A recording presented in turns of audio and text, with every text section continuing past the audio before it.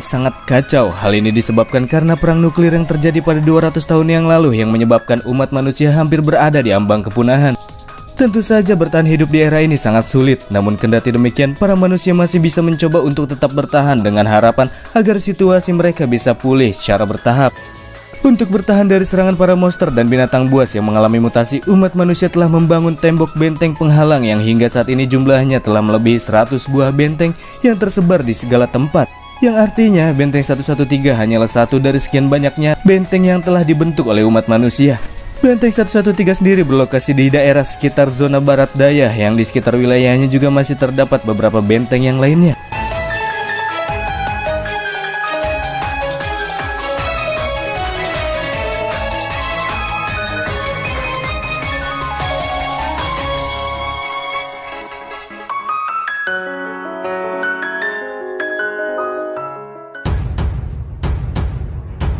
Melanjutkan cerita sebelumnya, Wang Chongyang yang datang bersama dengan para anak buahnya ke tempat kediaman Ren Xiaosu bermaksud untuk kembali melakukan penyelidikan pencarian senjata api milik manajer pabrik yang telah hilang.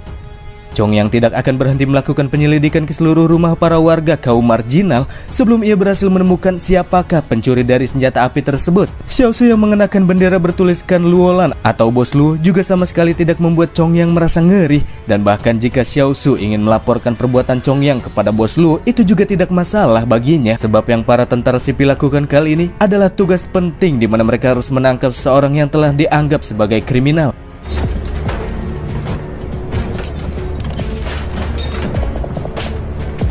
Setelah melakukan penggeledahan, pada akhirnya para tentara pun masih belum bisa menemukan benda yang sedang mereka cari-cari. Nampak terlihat pula 3 bawahan Chongyang yang sebelumnya disuruh membungkam Xiaosu malah berakhir dengan luka yang mengenaskan, teman-teman. Chongyang menganggap 3 anak buahnya tersebut sampah karena kalah dari seorang warga biasa. Sebelum beranjak pergi dari kediaman Xiaosu, Chongyang yang menyadari jika Xiaosu memiliki potensi pun sempat menawarkan MC untuk menjadi bawahannya, dan jika Xiaosu tertarik join menjadi tentara sipil, maka ia bisa bergabung kapan saja. Keesokan paginya, Wang Fugui datang ke klinik Xiaosu dengan tergesa-gesa sebab ia baru saja mendapatkan sebuah berita dari Chen Haidong bahwasannya seorang dari luar benteng 113 telah melakukan penyerangan ke dalam benteng ini dengan menggunakan kekuatan super. Dan sekarang orang-orang dari dalam benteng sedang mencari siapakah sosok pemilik kekuatan tersebut. Wang Fugui sendiri tidak menyangka bahwa terdapat pemilik kekuatan super yang berasal dari tempat pengungsian ini. Berita yang disampaikan oleh Fugui membuat Xiaosu merasa sedikit was-was sambil dirinya menatap ke arah sebuah rumah warga. Bagi Wang Fugui sendiri, jika dia adalah sosok yang memiliki sebuah kemampuan super, maka dia akan langsung mencari istri yang baru, teman-teman. Pria gembul ini mengatakan itu sambil melongok ke arah 2 wanita yang sedang berjalan. Dan ia juga bertanya kepada Xiaosu tentang pendapatnya terkait dengan 2 wanita tersebut. Menurut Xiaosu, wanita berbaju pink itu stylenya cukup oke, tapi wajahnya kurang. Dan yang satunya lagi meskipun wajahnya terlihat garang, tapi bodinya cukup oke. Dan ketika keduanya sedang memperbincangkan kedua wanita tersebut, dari arah lain tiba-tiba saja beberapa tentara sipil yang dibawa oleh Chen Haidong nampak terlihat mendobrak sebuah pintu rumah yang ternyata itu merupakan rumah Zhang Baogen. Berikut dengan pria tersebut yang juga terlihat sudah diringkus oleh para tentara tersebut. Setelah bertanya kepada bos Chen, Fugui menganggap apabila Zhang Baogen yang dibawa menuju ke dalam penampungan petir kini sudah benar-benar berakhir. Dia ditahan karena diketahui dirinya sudah membangkitkan kekuatan super. Yang kita ketahui itu adalah luda super, teman-teman. Fakta ini terkuak di saat Baogen mengekspos kekuatan miliknya tepat di depan teman-temannya sendiri. Dan pada akhirnya dia malah dicepuin sama teman-temannya. Setelah rumah Baogen kosong, sekarang orang-orang pun lantas melakukan penjarahan, mengambil barang-barang yang terdapat di dalam rumah tersebut.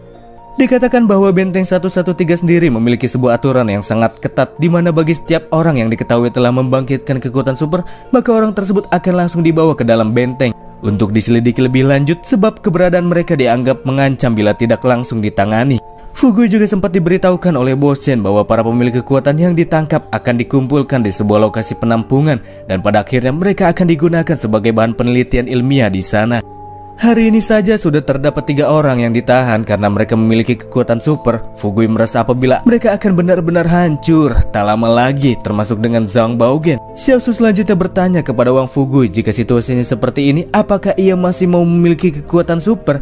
Pria gembul tersebut pun menjawab, sudah pasti. Jika dia memiliki kemampuan super, maka Fugui akan menyembunyikannya dari dunia luar. Selain itu, Fugui juga menyarankan apabila Xiaosu ataupun Liu Yuan memiliki kekuatan super, maka keduanya juga harus menyembunyikan hal tersebut kepada orang luar. Xin pun kemudian beralih ke sekolah Tadika 113. Seperti biasa sebagai sosok guru, Xiaosu melakukan tugasnya mengajar para murid dalam mata pelajaran bertahan hidup. Dan seperti biasa murid-muridnya sama sekali tidak merasa antusias dalam pelajaran tersebut. Mereka terlihat acuh tak acuh dengan penjelasan yang sedang diterangkan oleh Xiaosu. Dan bahkan mereka lebih tertarik dengan suara berisik para warga yang berasal dari luar.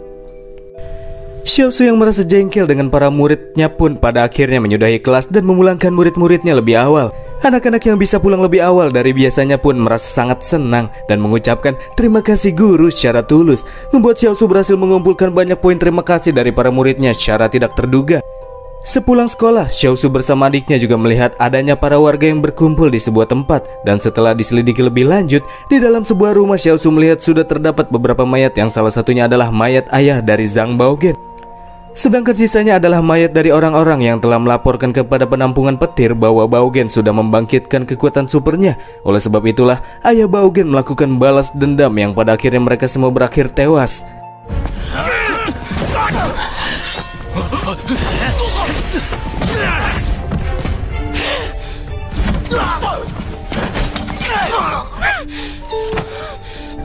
Setelah melakukan pertarungan berdarah, setelah mengetahui anaknya ditangkap dan suaminya tewas setelah melakukan balas dendam, ibu Baogen yang mengalami depresi setelah kehilangan keluarga tercintanya pada akhirnya memilih untuk bundir. Xiaosu tidak menyangka apabila bocah yang sebelumnya sempat mengunjungi kliniknya harus menerima nasib yang sangat buruk seperti ini.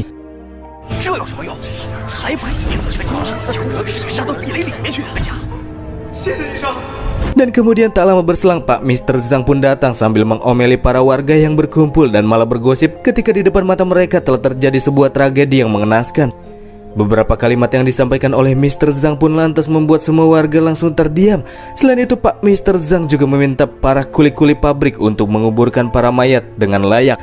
Para kuli ini awalnya menolak, tapi ketika Mr. Zhang berkata akan membayar mereka dengan 800 yuan, dengan gercep mereka pun langsung pergi untuk menguburkan mayat-mayat tersebut. Xiaosu menjalani rutinitas hariannya seperti biasa. Ia lebih sering berada di klinik dan membantu para warga yang mengalami masalah, sebab itu merupakan pekerjaan utamanya. Selain pekerjaan utamanya ini, ia juga beberapa kali datang ke kelas bertahan hidup, mengajarkan para murid-murid terkait dengan tata cara bertahan hidup di masa depan, membuat dirinya memiliki 2 gelar panggilan yakni dokter dan guru.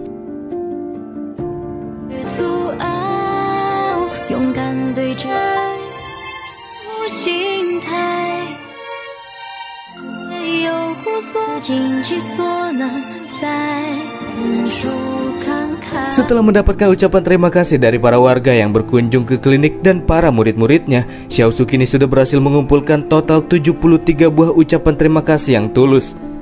Dalam side mission ini, selain mendapatkan koin emas yang bisa ditukarkan dengan item-item ajaib, setelah menyelesaikannya ia juga akan mendapatkan sebuah hadiah berupa senjata yang masih belum diketahui.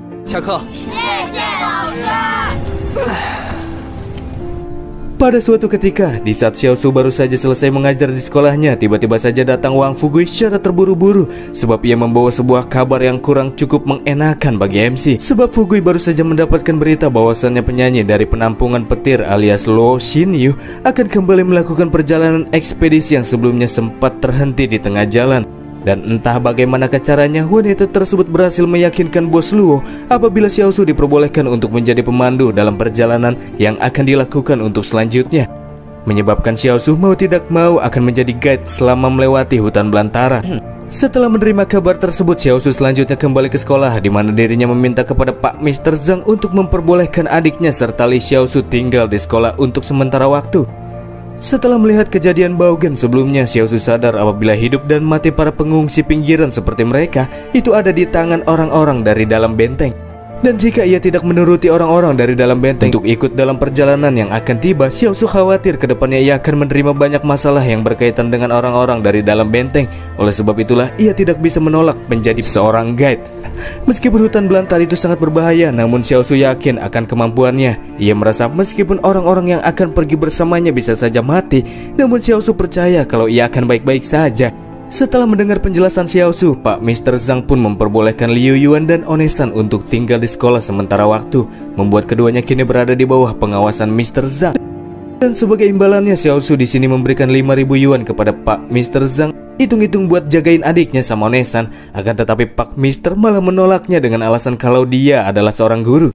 Jadi dia tidak bisa menerima uang karena yang akan ia urus adalah muridnya sendiri. Namun Xiaosu masih tetap kekeh untuk memberikan uang tersebut kepada Pak Mister. Dan pada akhirnya Pak Mister hanya akan menerima 1.000 yuan saja, hitung-hitung buat bayar sewa menginap. Setelah melakukan pertemuan dengan Pak Mister, Xiaosu yang pulang ke rumahnya langsung berkemas pakaian adik dan juga Onesan yang akan segera dititipkan kepada Pak Mister di malam itu juga.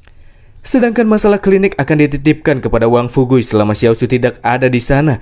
Sempat pula Xiaosu meyakinkan adiknya yang merasa khawatir, mengatakan bahwa perjalanannya kali ini itu tidak berbahaya. Dia juga berjanji akan segera pulang secepat mungkin. Dan bahkan jika memang perjalanan tersebut dirasa sangat berbahaya, Xiaosu juga berjanji akan meninggalkan mereka semua dan pulang lari sendirian. Karena Xiaosu merasa perjalanan ke hutan belantara itu tidak terlalu membutuhkan uang, maka ia akan menitipkan uang yang ia punya kepada Li Xiaoyu. Dan di sini Li Xiaoyu juga menyarankan kepada Xiaosu untuk membawa beberapa kue. Karena menurut wanita ini menemukan makanan di hutan belantara itu sangat sulit. Akan tetapi Xiaosu takkan membawa kue tersebut sebab Onesan dan adiknya dirasa lebih membutuhkannya. Selain itu dengan pengalaman bertahan hidup MC selama ia berada di alam liar, mencari makanan itu takkan menjadi hal yang sulit baginya. Jadi tak membawa makanan pun takkan menjadi masalah yang besar. Setelah Xiaosu mengantarkan adiknya dan Onesan, ia pun lantas cabut kembali ke klinik. Di saat itu pula Liu Yuan bertanya kepada Onesan apakah ia mengetahui alasan mengapa Xiaosu menyerahkan uangnya kepada wanita tersebut. Dan yang wanita ini tahu jika uang tersebut diserahkan kepada Liu Yuan, tentu saja itu akan membuat posisi Liu Yuan menjadi terancam. Selain itu Onesan juga meyakinkan Liu Yuan apabila ia takkan melarikan diri dan kabur sambil membawa uang tersebut dan meninggalkan Liu Yuan begitu saja. Dan ternyata benar saja, keesokan paginya di kediaman Ren Xiaosu sudah didatangi oleh Xin Yu bersama dengan Wang Chongyang. Bersama dengan itu Xiaosu juga mendapatkan sebuah misi yang memintanya untuk menolak pergi ke Gunung Jingsan sebagai guide. Dan koplaknya Xiaosu malah bertingkah seperti orang gangguan mental yang nyanyi-nyanyi gak jelas teman-teman.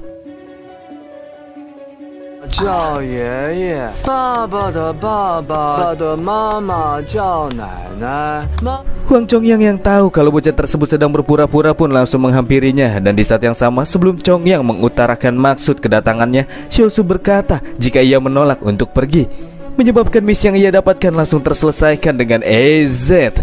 Dan sebagai reward Xiaosu memperoleh sebuah kertas pembelajaran skill.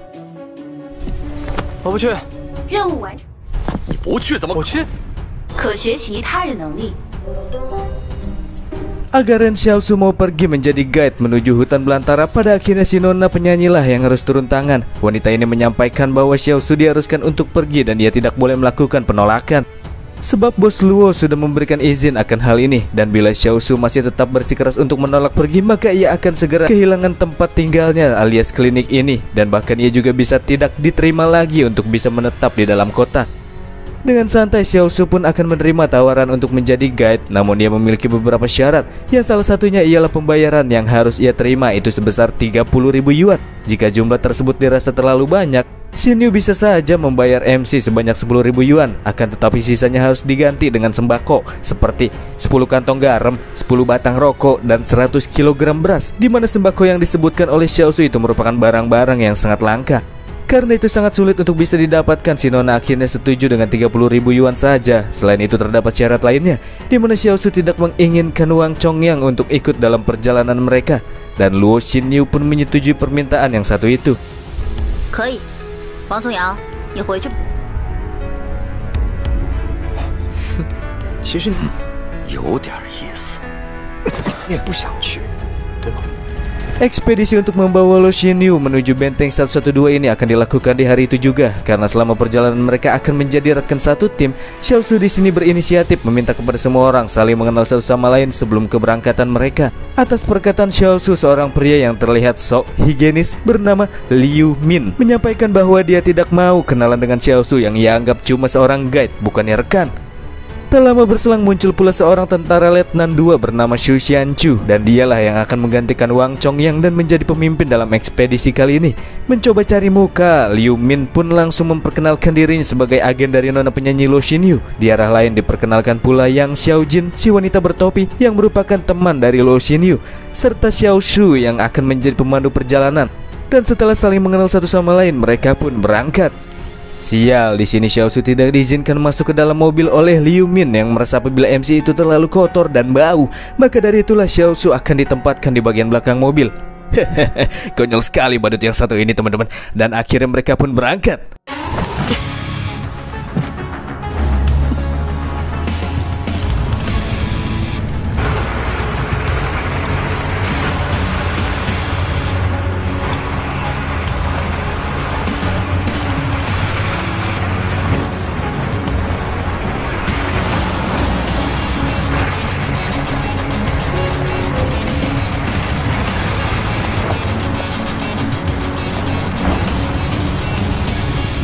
Bergeser ke sekolah, kita akan diperlihatkan dengan Liu Yuan yang meriang. Dan iya, hal ini disebabkan karena ia baru saja menggunakan kekuatan supernya dengan harapan agar sang kakak baik-baik saja selama perjalanan.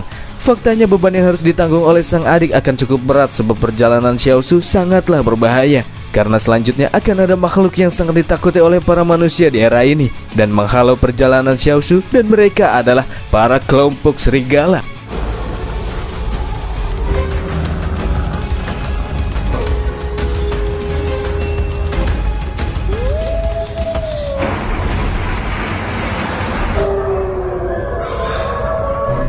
Xiao Shu yang kala itu ditempatkan pada bagian belakang mobil iseng-iseng membuka persediaan yang dibawa oleh tim ekspedisi, dan di sana ia menemukan ada beberapa box cookies.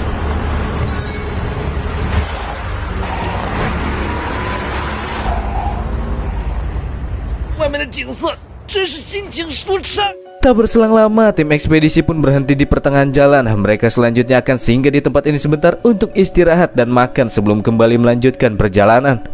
Ketika Liu Min bermaksud untuk mengambil persediaan makanan yang akan dibagikan kepada para tentara bayaran, tanpa diduga-duga dirinya malah dibuat tercengang ketika melihat Xiao Shu yang dengan santainya sedang makan kue. Apalagi MC di sini sudah makan 5 bungkus, padahal perjalanan mereka baru saja dimulai. Dan dengan wajah tak bersalahnya, Xiao Shu di sini menjawab itu salah Liu Min sendiri karena tidak mengizinkannya masuk ke dalam mobil. Di saat yang sama Xiao Shu mulai merasakan perasaan yang aneh, dan itu disebabkan karena Xiao Shu merasa ingin muntah, tapi muntahnya dari bokong, guys.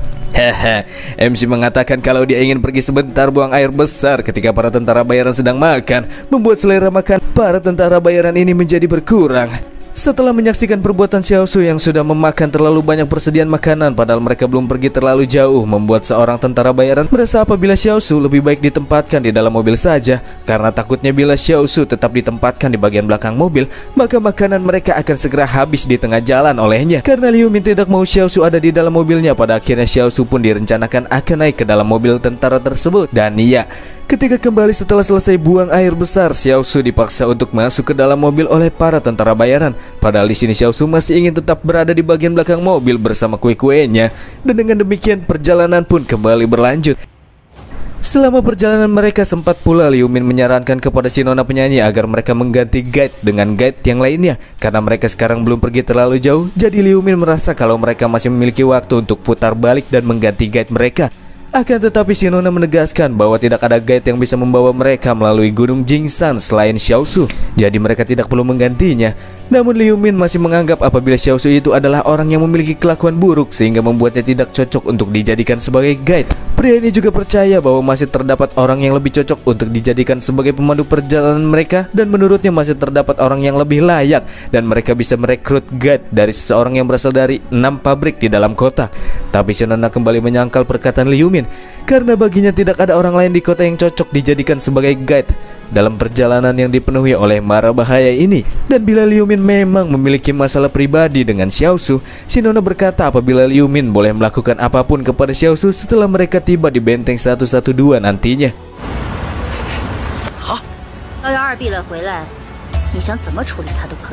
Kita beralih ke mobil lain, tempat di mana Xiao Shu kini sedang duduk di antara 2 orang tentara bayaran pribadi bertubuh kekar. Di sini Xiao Shu diceramahin abis karena dia baru saja menghabiskan persediaan makanan dalam jumlah yang terlalu banyak. Seorang tentara berkata apabila Xiaosu tidak boleh menabrak batu dengan telur. Ini merupakan sebuah kata-kata idiom yang sering digunakan orang-orang Cina, teman-teman. Tentara bayaran tersebut juga bertanya kepada Xiaosu, siapakah yang akan hancur terlebih dahulu ketika telur bertabrakan dengan batu? Dan dengan jawabannya leneh, MC pun mengatakan jika yang akan hancur terlebih dahulu adalah hati induk ayam karena dia harus kehilangan telurnya.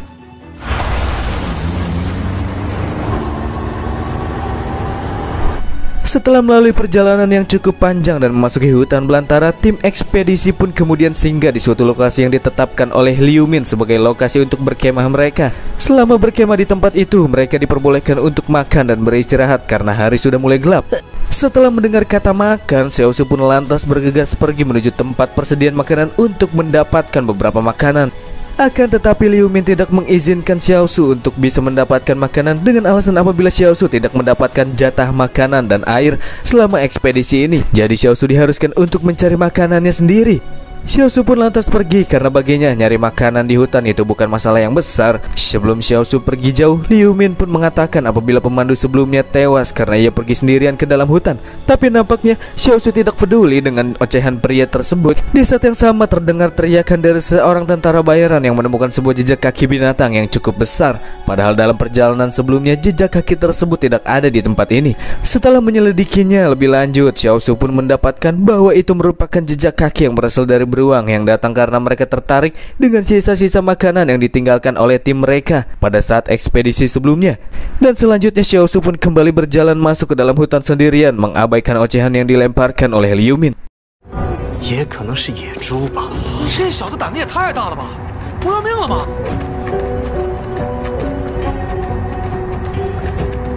Dan disitulah ia bertemu dengan... Dan itulah episode The First Order kali ini, teman-teman. Terima kasih buat kalian yang udah mau nonton sampai akhir. Dan